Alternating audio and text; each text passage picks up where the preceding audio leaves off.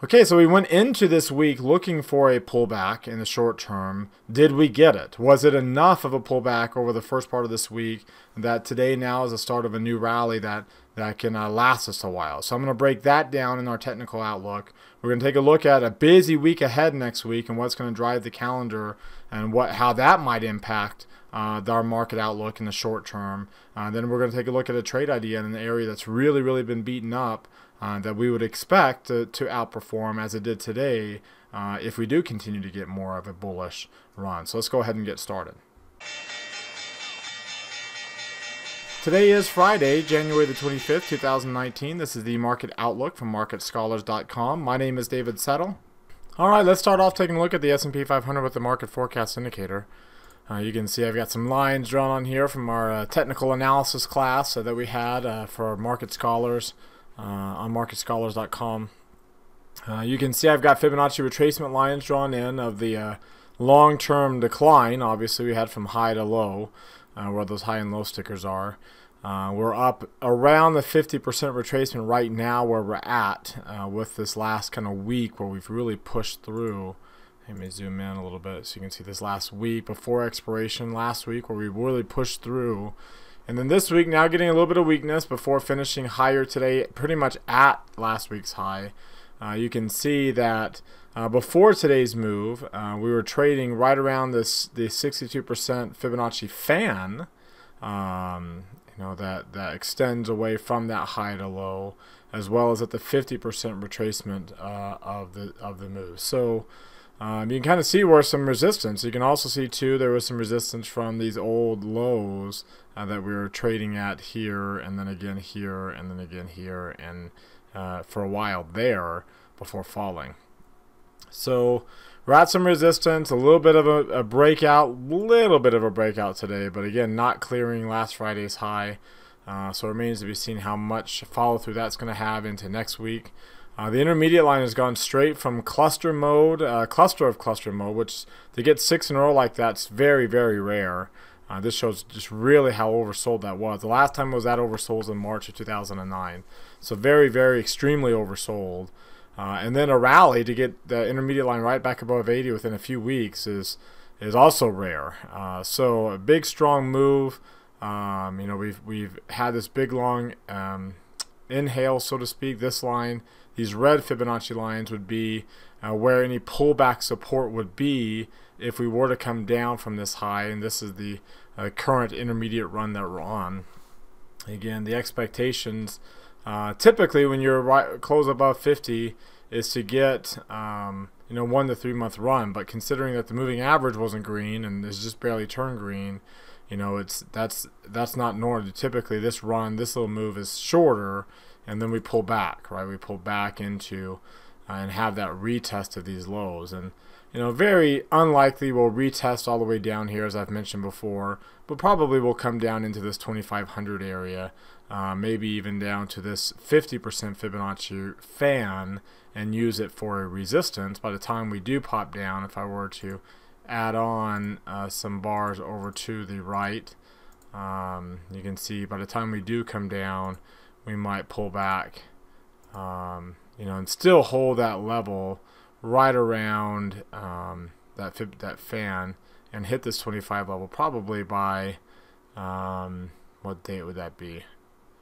It'd be in 10 days, so 10 days from now, so that'd be what, February the 6th, that we might hit that area.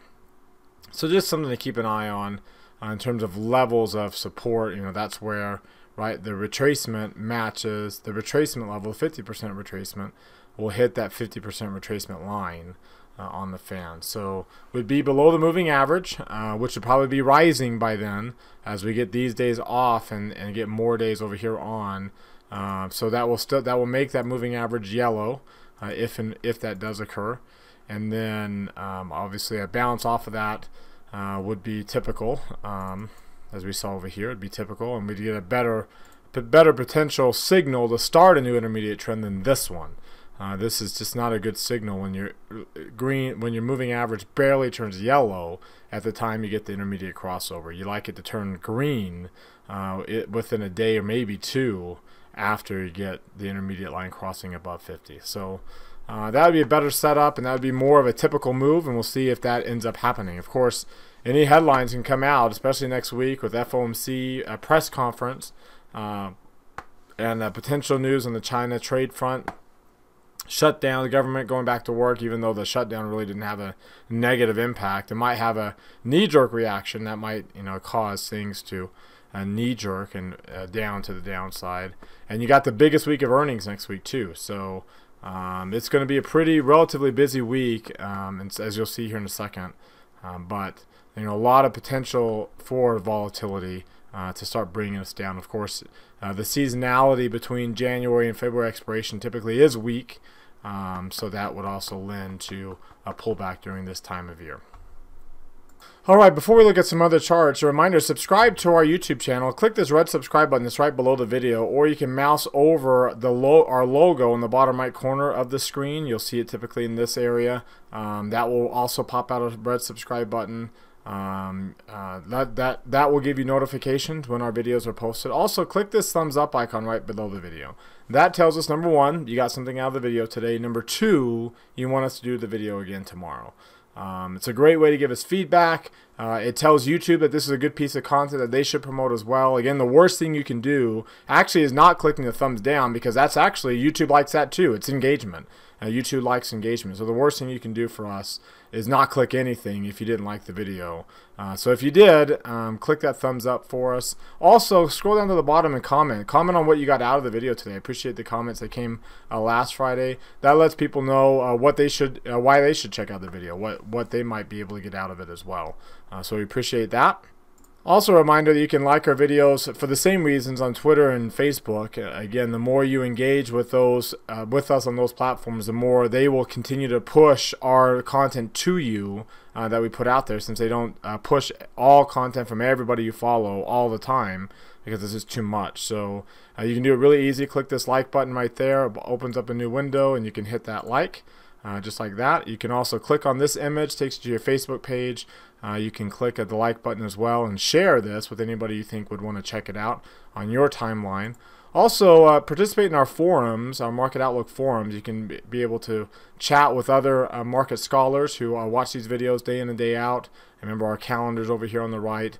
To participate in the forums, you can do that for free by subscribing. Click on this image in the top right corner, it pulls up this page. You can see a very, very easy way to subscribe to our site. Alright, back to the charts, and here we are in a long-term chart again. That last little hurrah before options expiration pushes up through the 50, and we're kind of stalling out. Not surprising, between the 50 and the 200. We kind of need that test of the 50 and bring down. That's typical, that's normal. That will give us a better solid base to bounce off of. Something I was talking about before in my classes, and I'll share with you here. It's been a while since I brought this up. Brought it up here this week and late last week. You can see all the overhead resistance that's above us right now in terms of volume, where we're at. Compare that to last time when earlier last year, when we had the big decline. We finally got that May 4th breakout to the upside that started this intermediate rally, the first one, and then this would be the second one. So there's our nice bullish long-term move that we had last year. It started on May the 4th.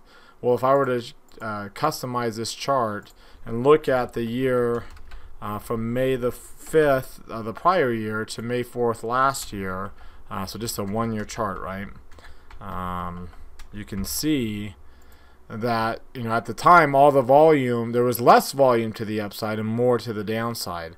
So that's not where we're at right now, and that's why we need more of a pullback to fill in a better base down here and let some of this come off, so that we got less overhead resistance keeping us down, at least in the past year. So we'll see. That's how it worked out. That's actually how it worked out over here. It took a while, but we got a lot of volume built in here that provided us a better base for us to get up and through here that we didn't have when we initially bounced right there. There was less volume over here and more up above. So we got that base formed, then we bounced off of it. Same thing here. We need support below us to keep it. I mean, right now you can see from this chart, harder to go up than it is to go down, just simply from a volume standpoint. And you can see if we do go down, why 250 would be kind of an area, because that's really the only kind of major levels of support from a volume standpoint that we have, because the drop down and bounce back up was so quick. When you look at the 3 green arrows, obviously we have 3 green arrows and now a rising moving average of this barely there. And if you look at the 2-line versions, why we haven't really gone down much so far this week is because we are still holding that 8-day moving average. So you can see back over here, we got above the 8-day and then broke below the 8 and the 17, and both lines dropped down. So that's kind of the expectation that we're expecting right now. They get back below the 8 and the 17, drop below the 30, and then that will bring both lines down below 30, form the base, and then get those lines to converge. Then we rally, right? That's typical. We'll see if that ends up being the case this go around or not. Today's volume and trading range is really small. You can see the close yesterday was at 2. Let's go to SPY. The close yesterday was at 263.5 roughly. Today's high point was 266.70. So a little bit of a range because of the gap. We're not using today's low, because today's low is actually higher, about 10 cents. So we got a range of about 3.25 points roughly, close to 3.25 points, still below the average that we have right now, and volume at 96 million, so just a little bit below average as well. To show you kind of where that fits in context, 96 million is right here, so you can see how low it's gotten, how far down the average has fallen, how far down the ATR has fallen, both on an absolute basis and a relative basis. Today's move would help bring it down even more.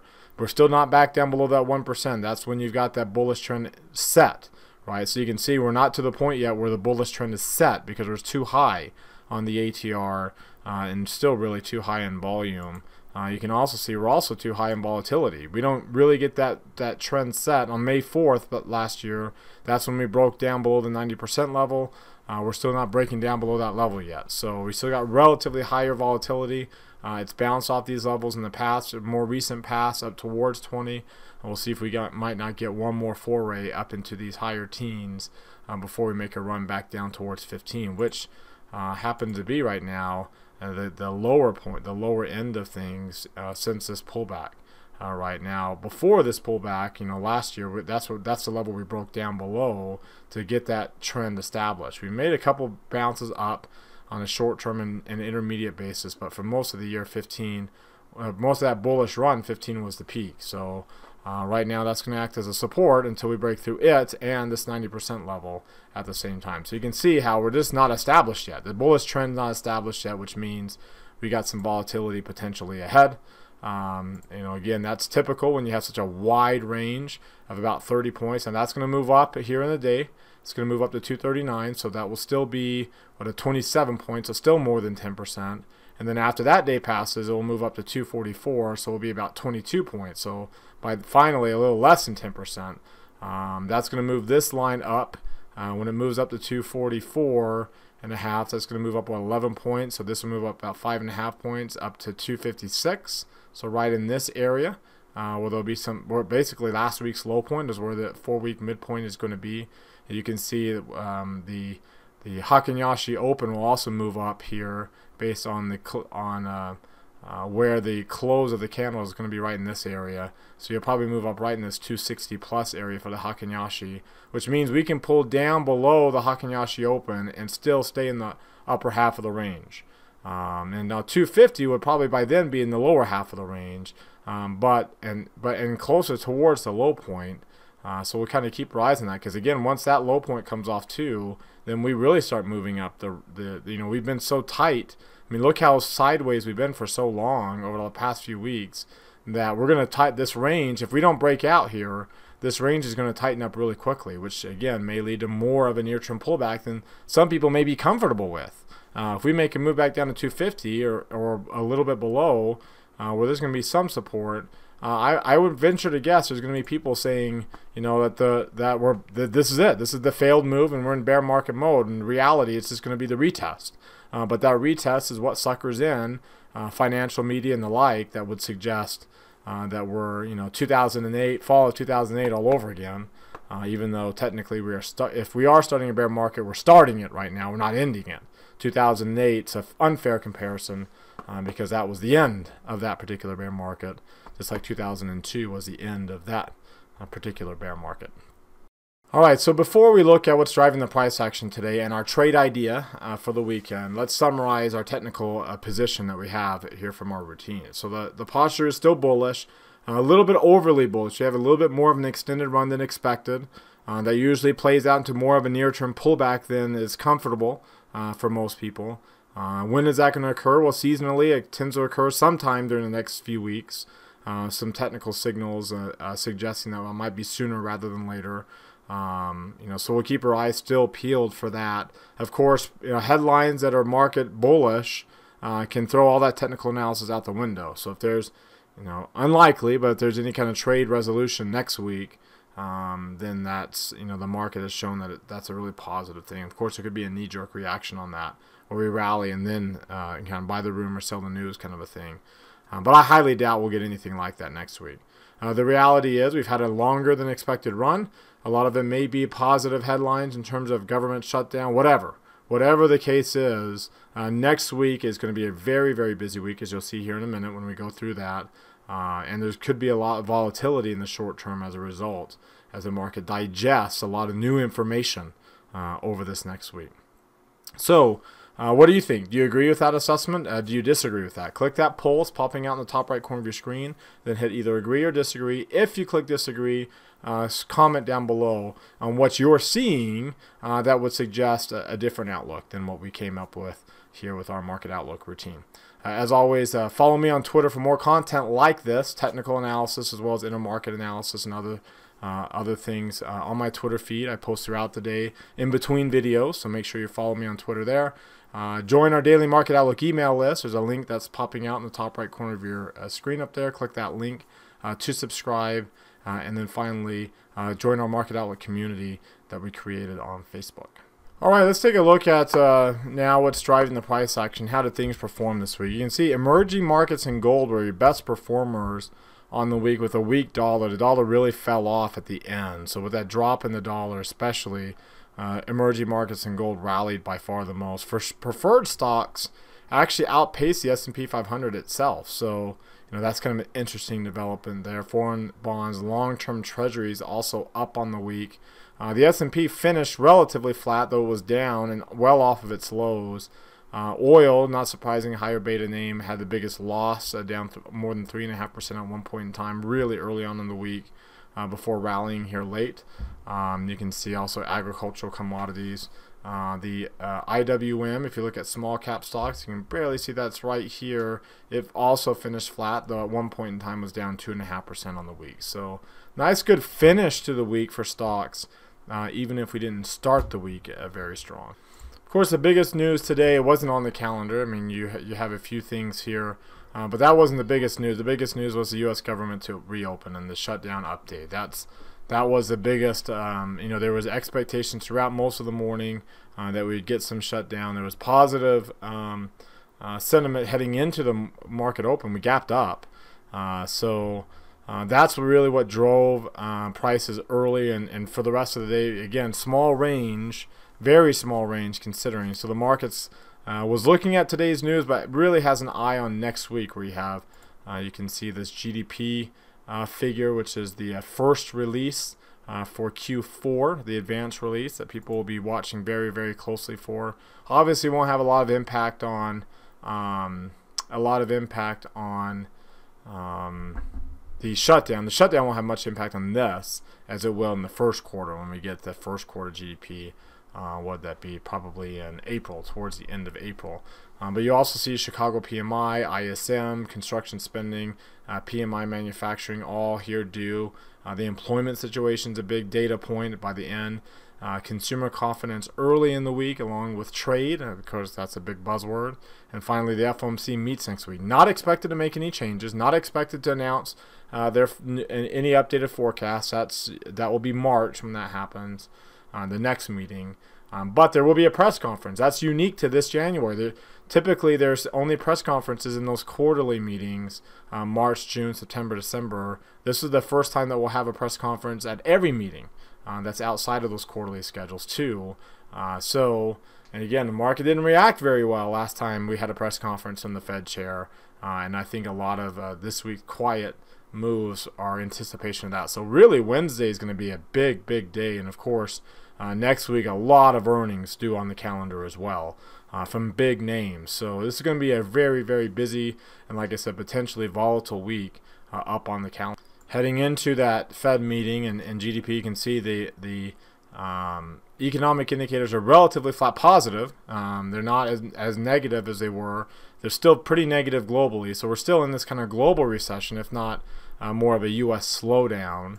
For those of you who follow me on Twitter, I retweeted something from Martin Pring, a highly respected technical analyst, about this kind of boom-bust barometer that kind of reflects recessions in red versus slowdowns in brown. You can see we had global recessions in 2011 and in 2015-16. Was only met with a slowdown here in the U.S. according to this barometer, this Yardeni boom-bust indicator and this moving average.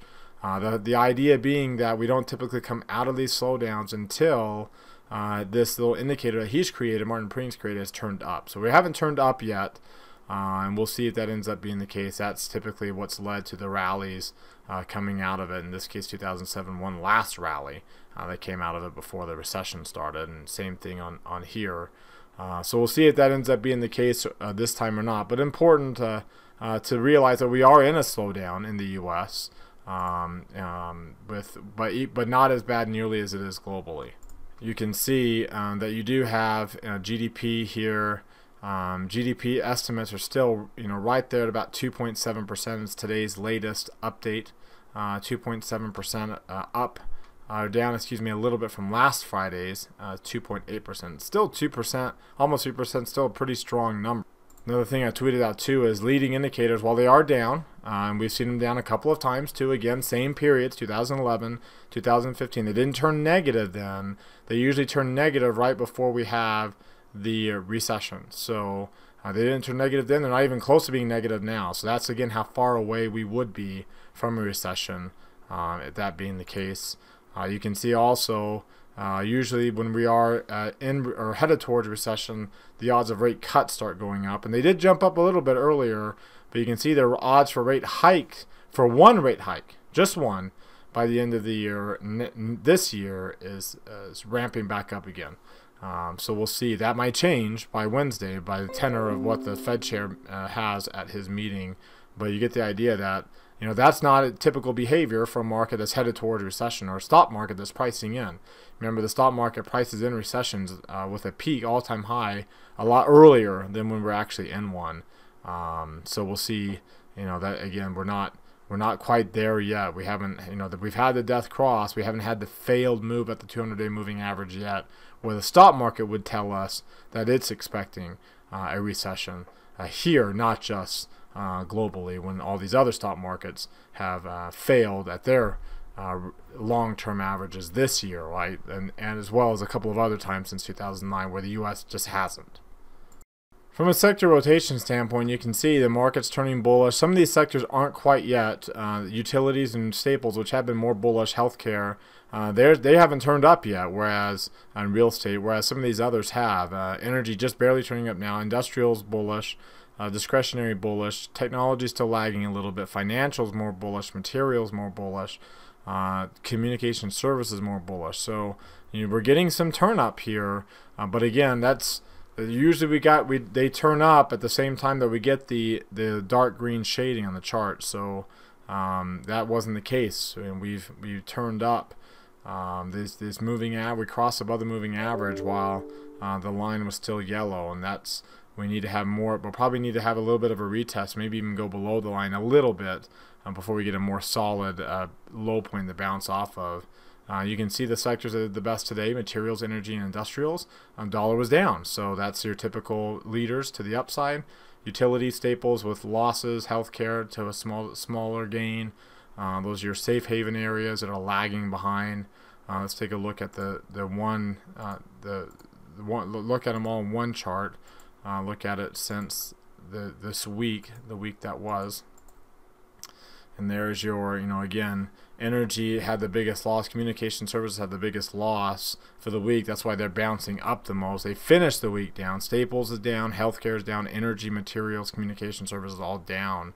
Real estate is showing some relative strength. that's more of a leading indicator, real estate, it will tend to turn around before the rest of the stock market does. And so it's a good sign to see that starting to rally up. Utilities were strong early, pulling back. Again, remember, long-term bonds were up this week, and so those sectors tend to follow.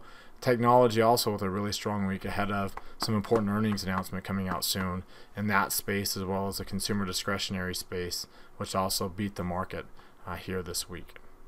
So for today's trade idea, I want to take a look at VLO. VLO in that energy sector has really kind of pulled back down, had a bounce and a pullback here the last couple of days. In a sense, has bounced up off of that low point. So and the low point with a lot of volume. The next major volume nose up here at this 92, 93 level.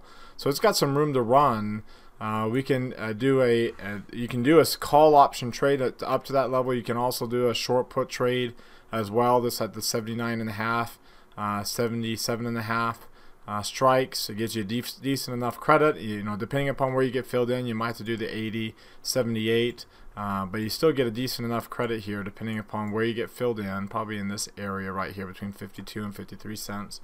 47 cents is the kind of minimum you want to shoot for in a $2 wide spread. That's a 30% return on capital that we need to be shooting for.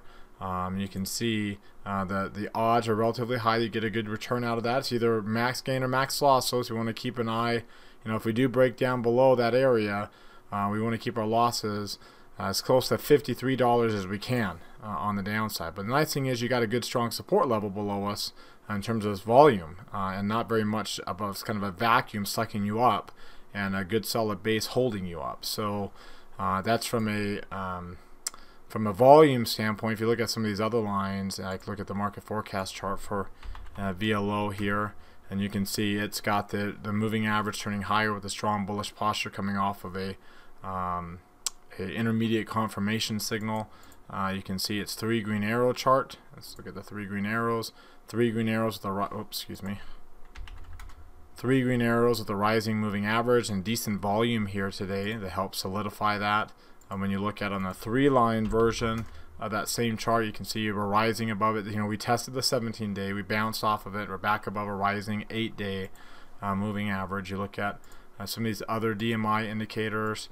Here, let's bring up the other DMIs here and pull up VLO, and you can see we're crossing above 25 on the positive DMI with a jump up in the stochastic extreme indicator and a bullish DMI oscillator. So that's a good combination to have from a DMI perspective. A little bit above average volume or above average trading range as well. From a long-term standpoint, you can see we're just starting to get above the 50-day moving average. So we got a gap that we can fill in here between the 50 and the 200, and that's where that next area of volume is anyway. So we got a nice little vacuum up here, kind of sucking us up to the top side. We can be a little bit more aggressive with a long call, in this case being a little bit more conservative because of the broader market outlook where we might get a short-term pullback that may impact the energy sector, maybe not, depending upon what crude oil does. But here's an opportunity for us to keep, try to go for, that $53 gain, keep our losses at $53 to the downside, try to get half of that $53 gain as quickly as we can, obviously before, you're going to have earnings here coming up within this next week. So if you can get it by this week, great. Half of it by this week, that'd be outstanding. If not, then I would position size smaller than normal on this because of the increased risk of the earnings. If you take a look at how this has performed in the past on other earnings announcements, you can see, oops, pull up VLO here again. There's a last earnings announcement. Not that much of a bigger range than normal for that time. We did have a little bullish breakout in that earnings announcement. Then over here, again, not very much of a bigger range than normal there. And over here, the earnings announcement coming out. Well, that wasn't.